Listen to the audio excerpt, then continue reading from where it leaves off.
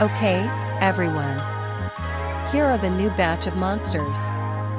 Katana said as suddenly, smaller versions of Durambaros, Chameleos, Yain Garuga and Elatrian appeared, all being on leashes and being held back by a strange figure.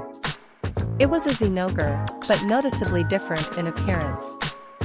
For starters, he was slimmer and walked on his back legs instead of all fours, making him anthropomorphic. He didn't wear armor, but instead he wore a simple gray long-sleeve hoodie and black shorts. His blue eyes were framed by black-rimmed glasses. He growled as the monster struggled in his grip, muttering curses as he pulled at their leashes. His features lightened up when he saw Katana. "Oh hey Katana. Got the monsters, just as requested." His voice had a southern drawl, sounding laid back even though he struggled with keeping the monsters held back. A particularly hard tug brought his attention back to his subjects. Hey. You fucks better cool it," he roared, arcing with electricity that rivaled Thor's. This got the monsters to settle down. Well, except for the Yain Garuga, who spat a fireball at the outdoor monster, forcing him to lose his grip. With an angry howl, the wolf-like monster gave chase after the bird wyvern. All the while the others watched in utter confusion at the scene before them. Ozpin was the first to speak. "Who is that?" the bespectacled man asked. "Oh. That's Xanthus. He's a rare humanoid monster," Katana explained. "Huh, didn't think they'd exist," Crow commented. Xanthus, having enough of the Yain Garuga's games, appeared in front of the bird wyvern in a flash of lightning. Squawking in surprise, the monster attempted to do its iconic flip attack. But the tables turned when the psychopathic chicken felt a grip on its tail. In a manner not unlike the Hulk, Xanthus flung the lightweight monster like a rag doll, smashing it into the ground 4 times, stopping to check his handiwork, and then twice for good measure. The once bold wyvern was now humbled, its red eyes rolling around in their sockets as little Yain Kukus flew around its head. Having learned its lesson, the Yain Garuga got up and went back to its respective position. The humanoid monster took a breath to calm himself and looked at the remnant crew, who looked on in either amazement. Team RWBY, JNPR, Coco, Penny, Summer, Neo, and Crow, or fear, Oshpin, Glinda, Ironwood, Winter, Adam, Ilya, Cinder, Emerald and Roman. Mostly Roman. Sorry you all had to see that," Xanthus said sheepishly, pushing up his glasses. "Yeah, try not to break the monsters before I even give them to them," Katana said, before remembering something. "Oh, wait a minute," she said, before a miniature raging Brachydios appeared, along with someone that shocked the whole group, Hazel Reynard, in his Volume 5 appearance. "Hazel?" Cinder and the Illuminati all declared at once, the latter preparing to attack. Hazel looked up and saw Oshpin, no longer in Oscar's body, but the last incarnation of the man himself standing before him. "Ozpin!" Hazel roared, getting up and preparing to attack. But before anyone could strike, Katana stepped in between them, keeping them separated. "Wait, he's cool now. In fact, at this point, he deserves to be here a bit more than Ironwood," Katana explained, glaring at the general, who looked down in admittance, having heard of his future self's plans to nuke Mantle. "He has saved Yang, John, Rayan and Emerald's lives and probably sacrificed himself to Salem," she explained. "But, wait, isn't that him from Volume 5? Teko asked. "He has the memories of Volume 8, but I put him in his Volume 5 body, I like that look better," Katana said. "Agreed," Xanthus said as he stepped forward. "I'm sure Katana here told you this already, but my name is Xanthus, professional monster wrangler and one of the more recent members of Katana's little group." He bowed before them respectfully. "Why, you're not gonna harm us, right?" Ruby pipped up from her spot on the couch. "Of course not." Xanthus approached the crimsonette and ruffled her hair. "Though, under different circumstances." He shot a glare at Adam, who gulped. I would put the hurt on a few of you. He growled, his voice deepening as a thunderstorm flashed behind him. Anyway. Xanthus lightened back up. This meeting won't be last you see of me, as I will pop in to give watch the movies and videos from time to time. Xanthus explained. A ringtone of Yura no Yumiya was heard as the humanoid Xenogre fished out his phone, and sighed upon seeing the initials Kuriko on the caller ID. I gotta take this. Nice meeting you all, by the way. In a flash of lightning, Xanthus was gone. Well. That was fast. I expected him to stick around longer. John admitted. So, what exactly is going on here? Why is Cinder with you all?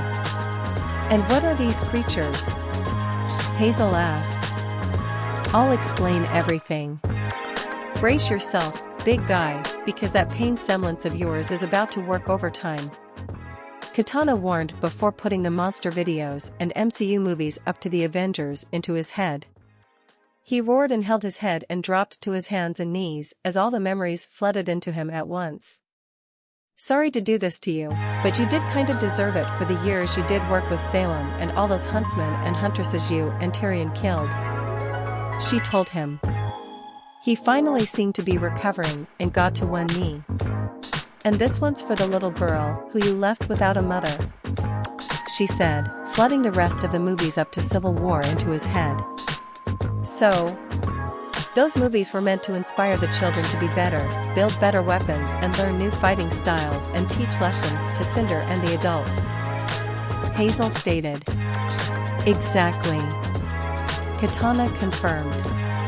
Then, these monster videos are to teach everyone about monsters you're just going to drop on Remnant? Hazel asked. Admittedly, when you say it like that, it sounds bad, but people will also be able to tame these monsters and the wild ones will probably kill way more Grimm than humans or Faunus. Katana explained. Anything that can stop Salem. Hazel agreed. Awesome. Then you get this guy, the Raging Burkidios. Everyone else, you know who you got.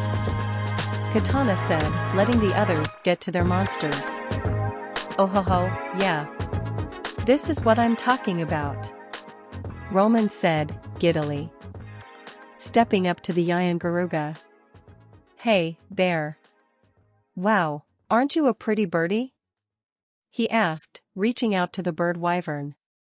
A pretty birdie who's gonna be my new partner in crime metaphorically. He said, turning back to Ironwood. The Garuga tried to bite his hand, but he quickly pulled it back. Hey. No. No biting. He said, before creating a plate with a mountain of bacon on top of it. You want a treat? He asked, the Yian relative now giving him its undivided attention. Then you're gonna have to behave. Now, come closer. He instructed, the creature stepping forward.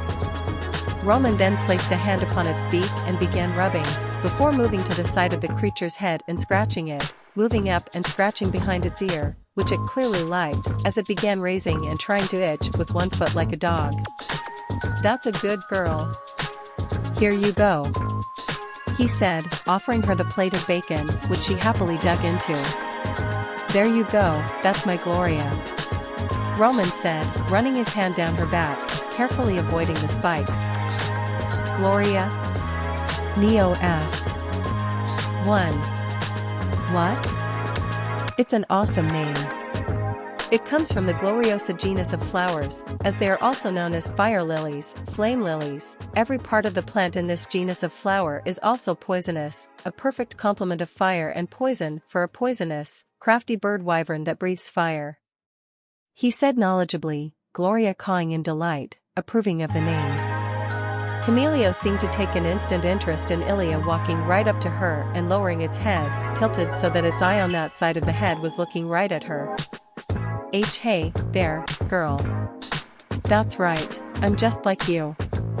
Ilia said, her freckles turning pink.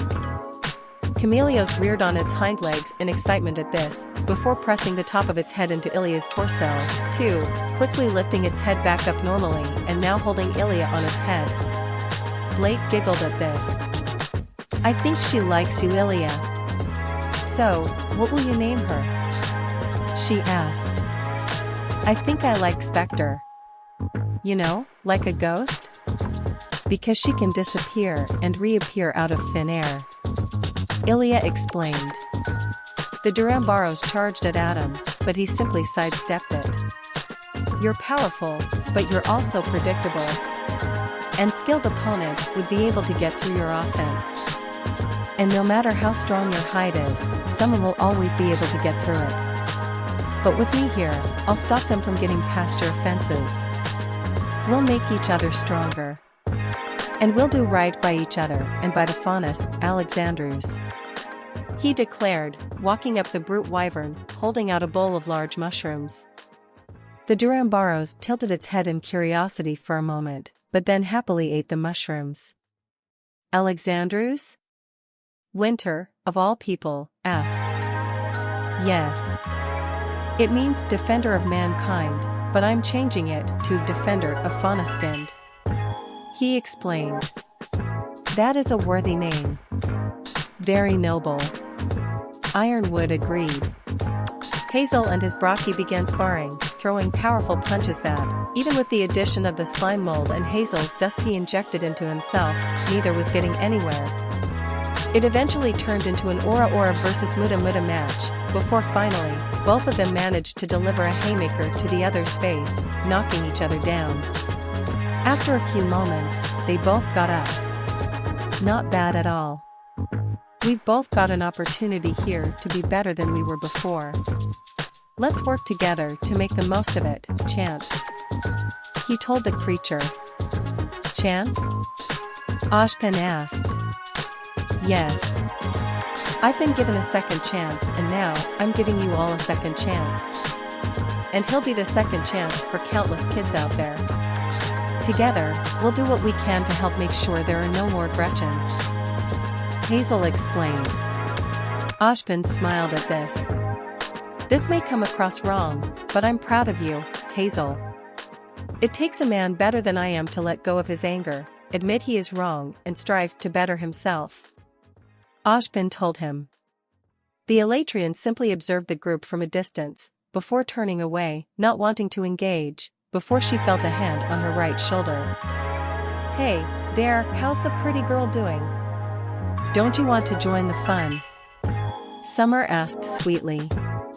Elatrian simply growled, before trying to continue, but Summer blocked her path. Oh, come on now. Don't be like that. Look what I made, just for you. She said, pulling out a tray of cookies. Mom. When did you make those? Ruby asked in shock. And why didn't we get any? Yang asked grumpily. However, in a flash, Summer appeared to have moved from in front of the beast, but was now back, holding the tray in front of it, while another tray was sat across Ruby and Yang's lap. Told you. Supermom. Yang told Blake. Elatrian sniffed the cookies and appeared to like the scent, opening her mouth to take the cookie, but then pulled back and hesitated. It's all right. They aren't going to hurt you. I made them with love. Summer assured. With that, the Elatrian made up its mind and ate a few cookies, appearing to let out some kind of purring-like noise, or at the very least, a noise of enjoyment. When the cookies were gone, the beast stepped forward and pressed its head against Summer's. Oh, yes. That's a good girl, Amaryllis. She said, gently stroking the creature's face. Hey, what about the scales turn hunters into ribbons? Crow asked Katana. Well, obviously I changed that. They're still almost indestructible, but nobody's cutting themselves by just touching it. Those horns, though, can still very much slice someone in half. Katana said. Fine by me. Crow accepted. Amaryllis? Ruby asked. Of course, dear. It's another flower and its name means to sparkle, with the flower's symbolism standing for determination, strength, beauty and love. I wanted a name that could exemplify elatrium, while also keeping with the flower motif and with how it shines, sparks and commands utter strength with all 5 elements. Summer explained. Ah, how sweet. Teko said. Yeah. Very nice. Rosara agreed. Okay then, crew. Why don't you all take about an hour to bond with your pets, new and old, then we'll meet back up for the next trio of monsters. Katana suggested, everyone agreeing and splitting off. But in the back of some of their minds, they were excited after they analyzed just what Katana said. Another trio? Well now, that's bound to be interesting. Cinder said. The best kind of trouble always comes in threes. Emerald declared, putting a hand on both Cinder and Neo's shoulders.